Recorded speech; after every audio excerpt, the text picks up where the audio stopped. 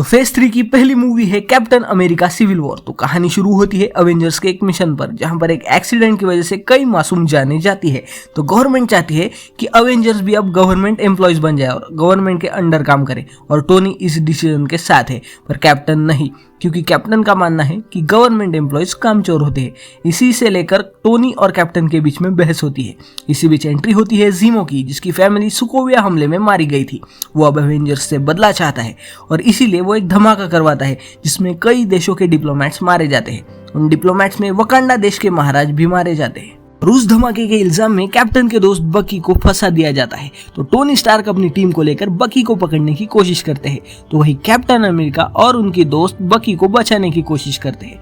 Tony के team में है Vision, Black Widow, Rhodey, Black Panther यानी कि वकांडा का नया राजा टिचाला, जिसका पूरा सूट वाइब्रेनियम से बना है। और टोनी की टीम का आखिरी मेंबर है हमारा प्यारा स्पाइडरमैन।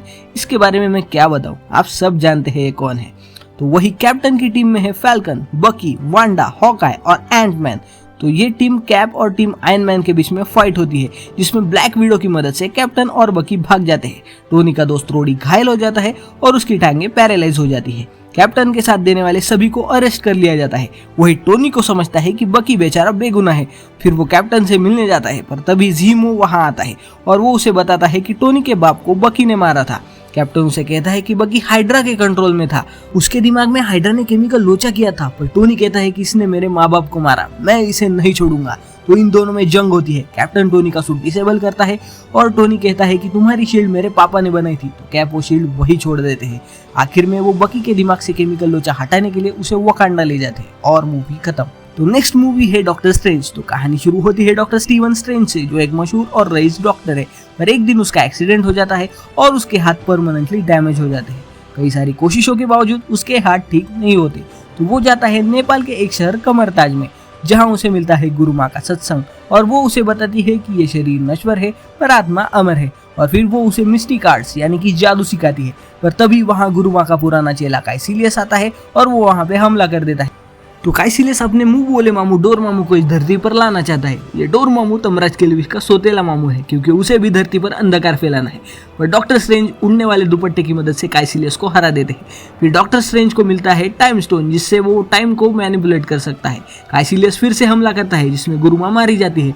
डोर मामू अर्थ पे कब्जा करने ही वाला था, पर तभी वहां आते हैं डॉक्टर स्ट्रेंज। वो डोर मामू को ये डिप्रेसिंग गाना सुनाते हैं, समय का पहिया चलता है, दिन ढलता है, और टाइम लूप में फंसा लेते हैं। डोर मामू कहता है कि भाई मैं पृथ्वी को छोड़ के चला जाऊंगा, बस ये डिप्रेसिंग गाना बंद कर यार। फिर डोरोमामू अपने चेलों को लेकर भाग जाता है। इधर डॉक्टर स्ट्रेंज का दोस्त मॉर्डो नाराज है, क्योंकि उसने टाइम के नियमों को तोड़ा है। तो इस तरह मूवी खत्म। अगली मूवी है गार्डियंस ऑफ द गैलेक्सी 2। तो रॉकेट रकून सोविनियर प्लेनेट से बैटरीज चुरा कर भाग जाता है, जिसे सोविनियर की रानी गार्डियंस पर हमला कर देती है, पर उन्हें बचाता है पीटर क्विल के पप्पा ईगो। वो चलता फिरता प्लेनेट है। ईगो पीटर के साथ मिलकर दुनिया पर राज करना चाहता है, पर जैसे ही पीटर को पता चलता है कि उसकी माँ को ईगो ने मारा था, पीटर ईगो से लड़ता है और अपने दोस्तों के साथ मिलकर ईगो को कड़ी टक्कर देता है। इस जंग के बीच में पीटर को बचाने के लिए योंडू खुद को सैक्रिफाइस करता है और ये सब गार्डियंस मिलकर ईगो प्लेनेट को कम्प्लीटली तबाह कर देते हैं और मूवी खत्म। अगली मूवी है स्पाइडरमैन होमकमिंग। तो कहानी शुरू होती है 2012 में, जब अवेंजर्स मूवी की फाइनल फाइट के बाद फैले हुए कचरे का इस्तेमाल करके अट्रियन टूम्स उर्फ वल्चर हाईटेक वेपन्स बना रहा है। फिर कहानी आती है प्रेजेंट में। तो टोनी स्टार्क पीटर पार्कर यानी कि स्पाइडरमैन को सिविल वॉर में लड़ने के लिए एक हाईटेक सूट देता है। तो पीटर पार्कर के पास है बढ़िया सा सूट, तो मस्त फ्रेंडली नेबरहुड स्पाइडरमैन बनके आसपास के लोगों की मदद करना शुरू कर देता है। पर एक बैंक रॉबरी को रोकने के दौरान उसे पता चलता है कि गुंडों के पास है हाईटेक वेपन्स। तो थोड़ी सी छानबीन के बाद वो पता लगाता है कि इसके पीछे वल्चर का हाथ है। तो एक ऐसे ही हथियारों की खरीदारी वाली मीटिंग में वो वल्चर को रंगे हाथ पकड़ने की कोशिश करता है और उसी के लिए वो जाता है एक शिप पर वहां उनके बीच फाइटिंग होती है और जहाज के 2 टुकड़े हो जाते हैं। पीटर बहुत कोशिश करता है पर जहाज को बचा नहीं पाता। तभी वहां आते हैं आयरन मैन। वो सभी को बचा लेते हैं और पीटर को बहुत डांटते हैं और सूट भी वापस ले लेते हैं। आगे वल्चर अवेंजर्स के हथियारों को चुराने की कोशिश करता है, पर स्पाइडरमैन उसे रोक लेता है। इससे टोनी इंप्रेस हो जाता है और वो पीटर को अवेंजर्स को ज्वाइन करने की ऑफर देता है, पर पीटर कहता है कि मैं छोटा सा नन्हा सा प्यारा सा बच्चा हूँ। फिर मूवी के आखिर में टोनी पीटर को सूट वापस कर देता है। पीटर सूट पहन लेता है और तभी वहां आती है पीटर की चाची। उन्हें पता चल जाता है कि गंगाधर ही शक्तिमान है और मूवी खत्म। तो अगली मूवी है थॉर रैग्नारॉक। तो कहानी शुरू होती है थॉर से, जो इन्फिनिटी स्टोन्स की इंफॉर्मेशन ढूंढ रहा है। वहां उसे मिलता है सर्टर, जिसकी किस्मत में लिखा है कि वो एसगार्ड में रैग्नारॉक यानी कि प्रलय लाएगा। तो सर्टर से थॉर को पता चलता है कि ओडिन एसगार्ड में नहीं है। फिर वो सर्टर को हराकर एसगार्ड आता है। वहाँ उसे पता चलता है कि लोकी अभी जिंदा है और ओडिन का रूप लिए घूम रहा है। तो दोनों भाई असली ओडिन के पास जाते हैं, पर ओडिन कहते हैं कि अपना टाइम आ गया ब्रो, मैं चलता है। और जाते जाते वो बताते हैं कि तुम्हारी बड़ी बहन भी है जिसका नाम है हेला, और उसे मैंने हेल में कैद करके रखा था, वो बड़ी खतरनाक है, तो उसे संभाल लेना। ऐसा कहकर ओडिन स्वर्गवासी, मेरा मतलब वैलहलावासी हो जाते हैं। तो हेला दीदी काफी ताकतवर है, वो आते ही थॉर का हैमर तोड़ देती है और फिर थॉर और लोकी वहां से भागने की कोशिश करते हैं, पर हेला उनके पीछे आती है। उन्हें रास्ते से भटका कर खुद एसगार्ड चली जाती है। इधर थॉर और लोकी गिरते हुए सकार प्लेनेट पर गिरते हैं और फिर एंट्री होती है एमसीयू के सबसे यूजलेस कैरेक्टर वाल्करी की। वो थॉर को कैप्चर कर लेती है और ग्रैंड मास्टर्स के पास लेकर जाती है। तो ग्रैंड मास्टर पावरफुल फाइटर्स के बीच में दंगल लड़वाता है और यहाँ थॉर का सामना होता है हमारे प्यारे हल्क से। फाइट के दौरान थॉर की बिजली वाली पावर्स जग जाती है। फिर थॉर, लोकी, हल्क और वैल्करी मिलकर सकार से बाहर निकलते हैं और एसगार्ड पर जाकर हेला से लड़ाई करते हैं, पर हेला की ताकत एसगार्ड से थी, इसीलिए थॉर लोकी को मरते हुए सर्टर का सिर लाने के लिए भेजता है। लोकी जाते जाते टेजरैक्ट यानी कि स्पेस स्टोन को उठा लेता है, सर्टर को जिंदा करता है। सर्टर रैग्नारॉक को लाकर एसगार्ड को बर्बाद कर देता है, जिसमें प्रोबेबली हेरा भी मारी जाती है, पर थॉर एसगार्ड वासियों को लेकर वहां से निकलने में कामयाब हो जाता है। इस मूवी के पोस्ट क्रेडिट सीन में हम देखते हैं कि एसगार्ड वासियों पर किसी शिप ने हमला किया है और मूवी खत्म। अगली मूवी है ब्लैक पैंथर। तो सैकड़ों सालों पहले अफ्रीका के जंगलों में पड़ी थी एक उल्का जिससे निकला वाइब्रेनियम। तो अफ्रीका की 5 ट्राइब्स वाइब्रेनियम के लिए जंग करती है और उनमें से एक विजेता को पिलाया जाता है वाइब्रेनियम मेटल से अफेक्टेड हार्ट शेप हब का रस। तो विजेता बन जाता है ब्लैक पैंथर। फिर सारी ट्राइब्स मिलकर वकांडा नगरी का निर्माण करते हैं जो टेक्नोलॉजिकली बहुत ही एडवांस्ड है। और अब कहानी आती है प्रेजेंट में, जब राजा टिचाका की मौत के बाद अब टिचाला राजा है। तो वकांडा रस्म के अनुसार जबारी ट्राइब का एम्बाकू राजगद्दी के लिए टिचाला को चैलेंज करता है, और टिचाला उसे आराम से हरा देता है। आगे टिचाला को पता चलता है कि 1992 में उसी के पापा ने अपने ही भाई को मार डाला और उनके 11 साल के बेटे को वही छोड़ दिया। फिर वो बच्चा बड़ा होकर खतरनाक किलमॉन्गर बना और वही किलमॉन्गर टिचाला को राजगद्दी के लिए चैलेंज करता है। दोनों के बीच में फाइटिंग होती है। किलमॉन्गर टिचाला को हराकर उसे खाई में फेंक देता है। टिचाला को हराने की वजह से किलमॉन्गर राजा बन जाता है और रस्म के अनुसार उसे बूटी पिलाकर ब्लैक पैंथर बनाते हैं। फिर किलमॉन्गर सारे हर्टशेप हर्ब्स के पौधों को जला देता है, पर टिचाला की मम्मी और बहन शूरी कुछ बूटियां चुरा लेती है। फिर वो किलमॉन्गर के खिलाफ मदद लेने के लिए एम्बाकू के पास जाती है। वहां उन्हें पता चलता है कि टिचाला अभी जिंदा है, तो वो उसे फिर से बूटी पिलाकर ब्लैक पैंथर बनाती है। फिर टिचाला किलमॉन्गर को चैलेंज करता है और उसकी बंदी नाकिया, उसकी टेक्नोजीनियस बहन शूरी और डोरा मिलाजे इन सब की मदद लेकर वो किलमॉन्गर को फाइनली हरा देते हैं। आखिर में किलमॉन्गर मारा जाता है और मूवी खत्म। पोस्ट क्रेडिट सीन में हम देखते हैं कि शूरी ने विंटर सोल्जर के दिमाग से केमिकल लोचा हटा दिया है। तो अगली मूवी है अवेंजर्स इन्फिनिटी वॉर। तो कहानी शुरू होती है थॉर रैग्नारॉक के तुरंत बाद। टाइटन ग्रह का राजा थैनोस एसगार्ड शिप पर हमला करता है क्योंकि उसे चाहिए स्पेस स्टोन। वो ज़ेंडार प्लैनेट को तबाह करके पावर स्टोन पहले ही हत्या चुका है और वो उसी पावर स्टोन की मदद से थॉर को टॉर्चर करता है। तो लोकी कहता है कि मैं स्टोन दूंगा पर पहले हल्क से लड़ो। तो थैनोस हल्क को पटक पटक कर धो देता है। फिर लोकी थैनोस को धोखा देकर मारने की कोशिश करता है, लेकिन थैनोस उसे ही मार देता है। इस बार लोकी सच में मर गया। तो एसगार्ड का द्वारपाल हेमडाल हल्क को पृथ्वी पर टेलीपोर्ट करता है और थैनोस एसगार्ड की शिप को तबाह कर देता है। ब्रूस बैनर सीधा डॉक्टर स्ट्रेंज के घर में गिरता है और सबको वार्न करता है कि थैनोस आ रहा है। फिर डॉक्टर स्ट्रेंज और ब्रूस बैनर टोनी को लेने जाते हैं। उसके बाद डॉक्टर स्ट्रेंज टोनी को एक्सप्लेन करते हैं कि इस यूनिवर्स में 6 इन्फिनिटी स्टोन्स है। तो थैनोस इन्फिनिटी स्टोन्स कलेक्ट करके आधे यूनिवर्स की पॉपुलेशन इरेज करना चाहता है क्योंकि पॉपुलेशन ज्यादा है और रिसोर्सेज कम। बात तो सही है। तो पृथ्वी पर है 2 इन्फिनिटी स्टोन्स जिन्हें लेने के लिए थैनोस अपने बच्चों को भेजता है। तो डॉक्टर स्ट्रेंज के पास था टाइम स्टोन, पर स्ट्रेंज उन्हें मंत्रों से बांध कर रखा था। तो थैनोस का बेटा एबिनीमॉ डॉक्टर स्ट्रेंज को लेकर टाइटन ग्रह पर जाता है और उसके पीछे जाते हैं आयरन मैन और स्पाइडरमैन। फिर स्पाइडरमैन के आइडिया की वजह से वो एबिनीमॉ को खत्म कर देते हैं और डॉक्टर स्ट्रेंज को बचा लेते हैं। फिर वो डिसाइड करते हैं कि वो थैनोस को मारने के लिए टाइटन ग्रह पर जाएंगे। इधर थॉर गार्डियंस की शिप से टकराता है। फिर वो प्लान बनाते हैं कि आधे लोग जाएंगे रियलिटी स्टोन को बचाने कलेक्टर के पास, तो आधे थॉर के साथ जाएंगे एक ऐसा हथियार बनाने के लिए जो थैनोस को मार सके। इधर पृथ्वी पर विजन और वांडा छुट्टियां मना रहे थे, पर थैनोस के बच्चे विजन पर हमला करते हैं क्योंकि विजन के पास है माइंड स्टोन, पर कैप्टन अमेरिका आकर उन्हें बचा लेते हैं। इधर गार्डियंस को कलेक्टर तक पहुंचने में देर हो जाती है और थैनोस रियलिटी स्टोन और अपनी बेटी गमोरा को लेकर अपने घर टाइटन पर चला जाता है। तो गमोरा की बहन नेबुला को टॉर्चर करने पर उसे समझता है कि सोल स्टोन असल में वॉर्मिर ग्रह पर है, तो वो गमोरा को लेकर वॉर्मिर जाता है। वहां उसे मिलता है रेड स्कल। ये वही रेड स्कल है जो कैप्टन अमेरिका 1 मूवी में कहीं पर टेलीपोर्ट हो गया था। वो थैनोस को बताता है कि सोल स्टोन के बदले सोल यानी कि आत्मा चाहिए, तुम्हें अपने सबसे प्यारे इंसान की कुर्बानी देनी होगी। तो थैनोस भारी मन से गमोरा को नीचे फेंककर सोल स्टोन को पा लेता है। इधर पृथ्वी पर कैप्टन अमेरिका विजन को वकांडा ले जाते हैं ताकि माइंड स्टोन को विजन की बॉडी से अलग कर सके और उसे नष्ट किया जा सके। उधर टोनी और टीम टाइटन पर पहुंचते हैं। वहां उन्हें मिलते हैं गार्डियंस ऑफ द गैलेक्सी। वो उन्हें बताते हैं कि थॉर नाइडाविलर गया है ताकि नया हथियार बना सके। तो बड़ी मशक्कत से थॉर ग्रूट के कटे हुए हाथ की मदद से अपने लिए स्टॉर्म ब्रेकर नाम की कुल्हाड़ी बनाता है जो बाइफ्रोस्ट तक को समन कर सकती है। तो इधर पृथ्वी पर थैनोस के बच्चे आर्मी लेकर वकांडा पर हमला कर देते हैं। थैनोस की आर्मी अवेंजर्स पर भारी पड़ने लगती है, पर तभी वहां होती है इस दुनिया की सबसे बेहतरीन सुपर हीरो एंट्री। थॉर बाइफ्रोस्ट की मदद से पृथ्वी पर आता है और सबकी बैंड बजाने लगता है। उसी वक्त टाइटन पर इन्फिनिटी स्टोन्स धारी थैनोस की एंट्री होती है। टीम आयरन मैन उसे रोकने की कोशिश करती है, पर उसके पास 4 इन्फिनिटी स्टोन्स है भाई।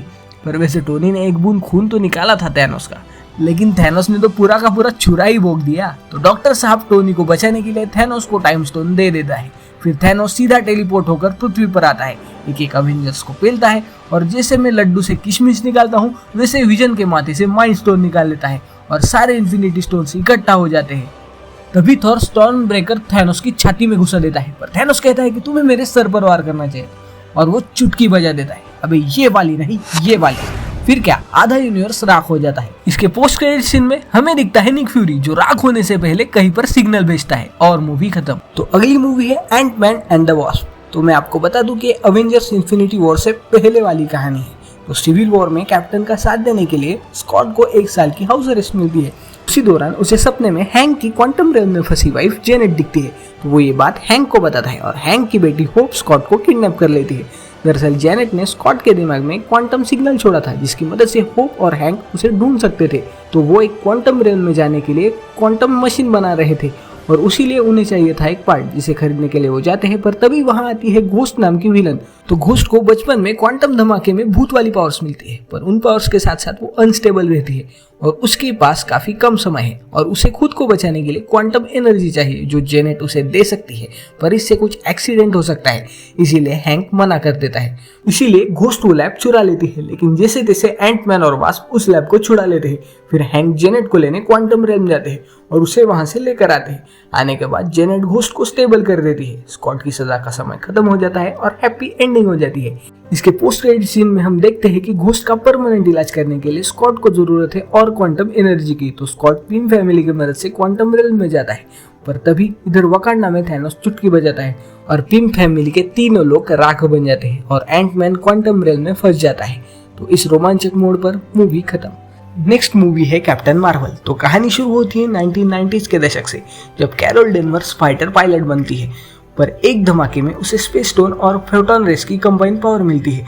लेकिन उन पावर्स के साथ साथ उसकी मेमोरी चली जाती है और क्री नाम के एलियंस उसे उनके प्लेनेट पर ट्रेनिंग देते हैं। तो क्री लोगों के दुश्मन है स्क्रल एलियंस जो किसी का भी रूप ले सकते हैं। तो क्री कैप्टन मार्वल को स्क्रल्स का सफाया करने के लिए भेजते हैं, जिसके दौरान वो अर्थ पर पहुंचती है। वहां उसकी मुलाकात होती है निक फ्यूरी से जो स्क्रल्स के खिलाफ उसकी मदद करती है।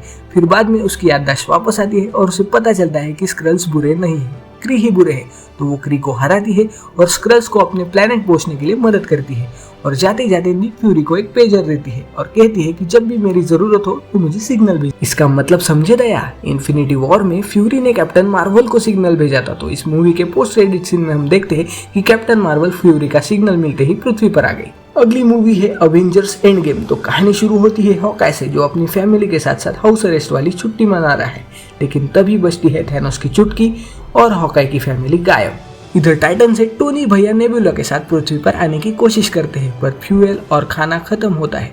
और उन्हें बचाने के लिए वहां आती है कैप्टन मार्वल। वो दोनों को सही सलामत पृथ्वी पर लेकर आती है।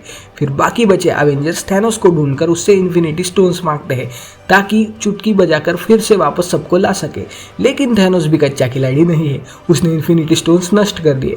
फिर ये लोग आधा यूनिवर्स खोने के गम में 5 साल बिता देते हैं और 5 सालों के बाद एक चूहा गलती से एक बटन दबाता है और क्वांटम रेल में फंसा एंटमैन बाहर आ जाता है। फिर वो अवेंजर्स के पास जाता है और उन्हें बताता है कि वो 5 साल मेरे लिए 5 घंटों के बराबर थे, तो हम टाइम ट्रेवल करके इन्फिनिटी स्टोन्स को वापस ला सकते हैं। और ये प्लान लेकर वो जाते हैं टोनी स्टार्क के पास। और टोनी स्टार्क अभी बाल बच्चों वाला आदमी है, तो वो उन्हें मना कर देता है।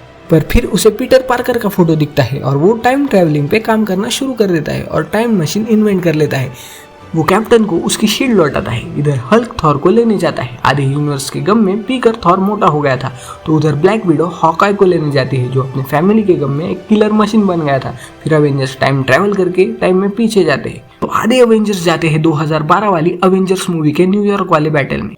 तो ब्रूस बैनर एंशिएंट वन से टाइम स्टोन लेता है, तो कैप्टन अमेरिका माइंड स्टोन लेकर आते हैं। लेकिन एंटमैन और आयरन मैन से गड़बड़ी हो जाती है और 2012 वाला लोकी स्पेस स्टोन लेकर भाग जाता है।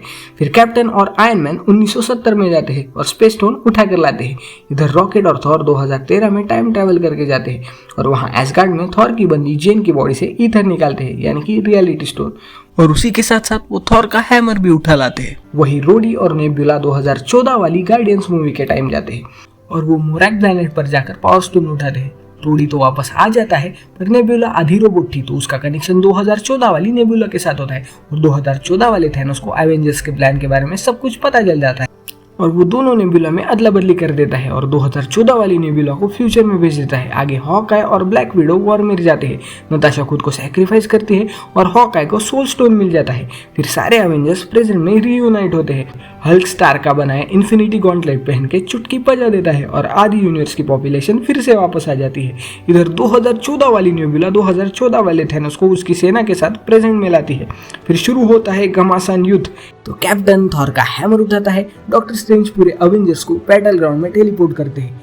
तो सारे एवेंजर्स इन्फिनिटी गॉन्टलेट को थैनोस से दूर रखने की कोशिश करते हैं, पर थैनोस को गॉन्टलेट मिल ही जाता है। पर तभी वहां आता है आयरन मैन। वो थैनोस से सारे इन्फिनिटी स्टोन्स छीन लेता है और चुटकी बजाकर थैनोस की आर्मी को नष्ट कर देता है। पर उस वजह से टोनी खुद भी घायल हो जाता है और उसकी मौत हो जाती है। Love you 3000 iron man. तो इस तरह जंग खत्म हो जाती है। जंग के बाद थॉर एमसीयू के सबसे यूजलेस कैरेक्टर वैल्करी की इंपॉर्टेंस बढ़ाने की एक और नाकाम कोशिश करता है और उसे एसगार्ड की रानी बनाकर खुद गार्डियंस के साथ सफर पर निकल पड़ता है। मूवी के आखिर में कैप्टन अमेरिका सारे इन्फिनिटी स्टोन्स और थॉर का हैमर अपनी जगह वापस रखने के लिए टाइम में पीछे जाते हैं और टाइम ट्रैवल करके वापस नहीं आते, बल्कि अपने प्यार के साथ रुककर प्रेजेंट में बूढ़े होकर वापस आते हैं।